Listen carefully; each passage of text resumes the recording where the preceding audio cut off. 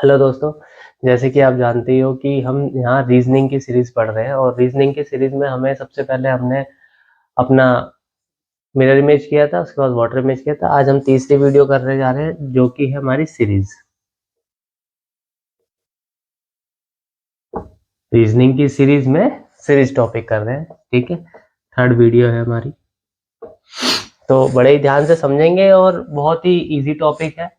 लेकिन जब पिक्चर्स आती हैं तो हम बड़े ही डिफिकल्टीज फेस करते हैं उसमें, तो आपको बड़ा ही ध्यान से इस टॉपिक को समझना। छोटे छोटे बेसिक्स हैं जो हर बच्चे को पता होंगे, बट वो कंफ्यूज करता ही है कि छोटी छोटी चीज़ों में। देखिए, मैंने दो सर्कल बनाए हैं यहाँ पर। ठीक है, first one and second one. अभी आपको सर्कल दिखाई दे रहे होंगे, बट अगर मैं इसमें ऐसे चार डॉट लगा देता हूँ और यहाँ पर एक डॉट और लगा देता हूँ और यहाँ पे निडल्स बना देता हूँ इस तरीके की, तो कहीं ना कहीं आपको वॉच जैसा दिखाई दे रहा होगा, राइट। तो जब वॉच की बात करते हैं तो हमें पता है कि हमारी जो मिनट की जो सुई है वो इस डायरेक्शन में घूमती है, इस तरीके से घूमती है। ठीक है, ऐसे ही इस तरीके से घूमती है, ठीक है ना। तो इसको हम बोलते हैं क्लॉकवाइज डायरेक्शन। क्लॉकवाइज डायरेक्शन क्यों बता रहा हूँ? ताकि आपको इसी के बेस पे क्वेश्चन सॉल्व करना है। अगर मैं कहूँ आपसे कि मुझे इसका एंटी क्लॉक बनाना है तो आप मुझे बता सकते हैं कि कैसे बनेगा।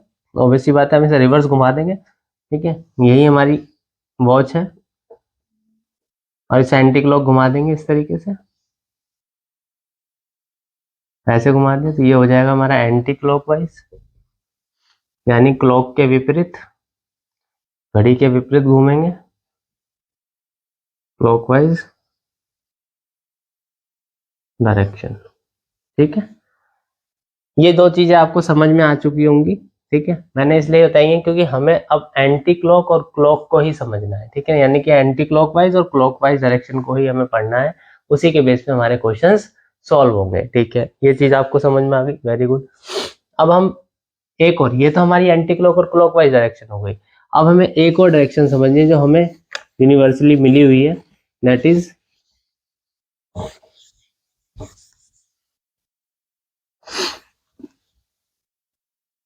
हाँ, तो यूनिवर्सली डायरेक्शन हमें मिली हुई है, वो क्या है हमारी? हमारी डायरेक्शन है नॉर्थ, साउथ, ईस्ट और वेस्ट। देखने में इसमें कैसा लगता है? देखो, अगर हम इसे ज्योमेट्री की तरीके से देखें तो ये 180 डिग्री का एंगल बना रहा है यहाँ पे, और यहाँ पर भी 180 डिग्री का एंगल बना रहा है, और दोनों मिलके बना रहे हैं 360 का एंगल। ठीक है, अब मैं बात करूंगा इस एंगल की, तो ये कितना बना रहा है? ये बना रहा है 90 डिग्री का।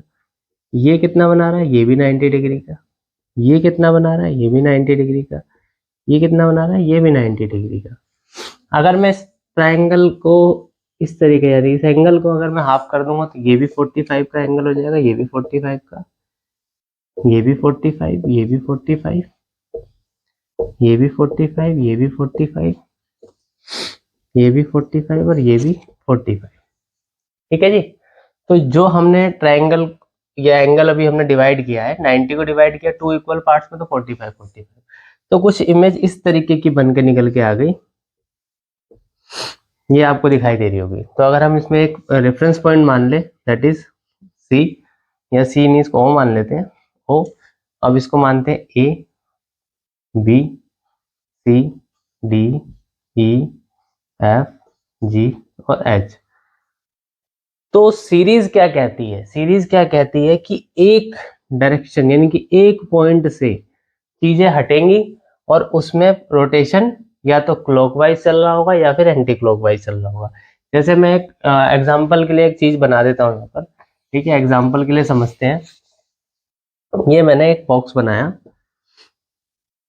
और इसमें ए, बी, सी, डी, ई, जी, एच और आई।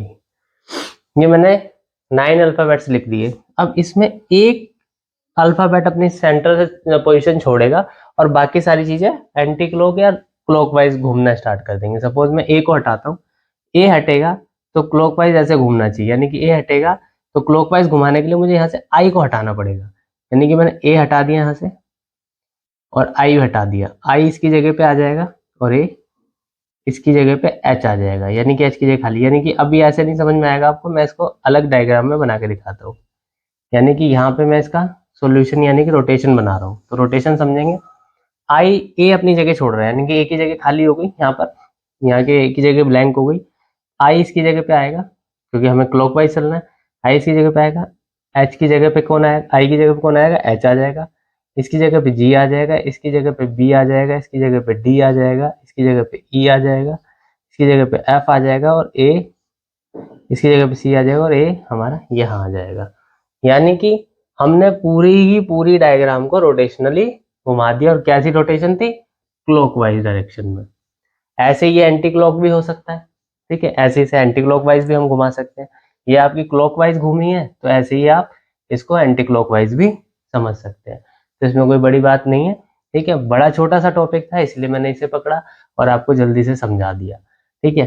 तो ये हमारे इक्वल डिवाइड एंगल होते हैं, इसीलिए हम इसको या तो ये ऐसे ऐसे काम करेंगे, ये इसकी जगह ले लेगा, ये इसकी जगह ले लेगा, या फिर ये ऐसे और ऐसे काम करेंगे, ये इसकी जगह ले लेगा, ये इसकी जगह ले लेगा, आपस में इंटरचेंज होंगे। मतलब दो ही तरीके से चेंज हो सकते हैं, या तो ऐसे चेंज होगा या फिर ऐसे चेंज होगा, ठीक है ना।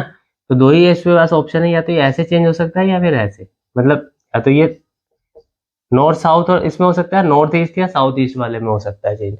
तो आपको ये बड़ा ही इजीली समझ में आ गया होगा, आई होप। और मिलते हैं नेक्स्ट वीडियो में नेक्स्ट टॉपिक के साथ। Thank you.